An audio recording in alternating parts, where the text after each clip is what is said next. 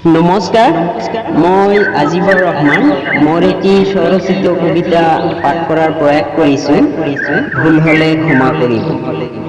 কবিতাৰ শিৰোনাম দিগন্তৰ মায়া। তুমি দূৰ দিগন্তত আছা, মই তোমাক কেতিয়াও দেখা নাই, তথাপিও তোমাক ভাল পাওঁ। বহুত ভাল পাওঁ।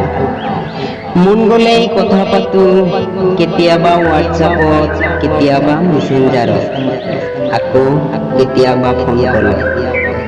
তোমাৰ মাত কথা আৰু সুন্দৰ আচৰণে মোক বৰকৈ আপ্লুত কৰে, যাৰ বাবেই তোমাক লৈ মই মনে মনে এখন পৃথিৱী সজাইছো, ভাল পোৱাৰ পৃথিৱী। যি পৃথিৱীৰ একমাত্ৰ নক্ষত্ৰটোৱে হ'ল তুমি। তোমাৰ আগত মোৰ ভাল পোৱা বহলাই ব্যাখ্যা কৰা নাই, তথাপিও তুমি বুজি পাইছা। সেয়ে হয়তো প্ৰশ্ন কৰিছা, মোক কিয় ইমান ভাল পোৱা? উত্তৰত কেৱল এইখিনিয়ে কওঁ, তোমাৰ মনটো বহুত ভাল।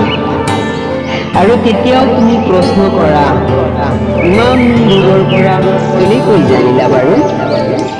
মই তেতিয়া কিদৰে বুজাওঁ, একো ভাবিয়েই নাপাওঁ। তথাপিও কওঁ, ওচৰৰ পৰা তাজমহল নেদেখিলেও তাৰ সৌন্দৰ্য দূৰৰ পৰাই উপলব্ধি কৰিব পাৰি। তেতিয়া মিচিকিয়া হাঁহি এটা দি মোক কোৱা, তোমাৰ লগত আৰু নোৱাৰিছো দেই। তোমাৰ সেই মিচিকিয়া হাঁহিটোৱে মোক জীয়াই থকাৰ প্ৰেৰণা দিয়ে, জানা।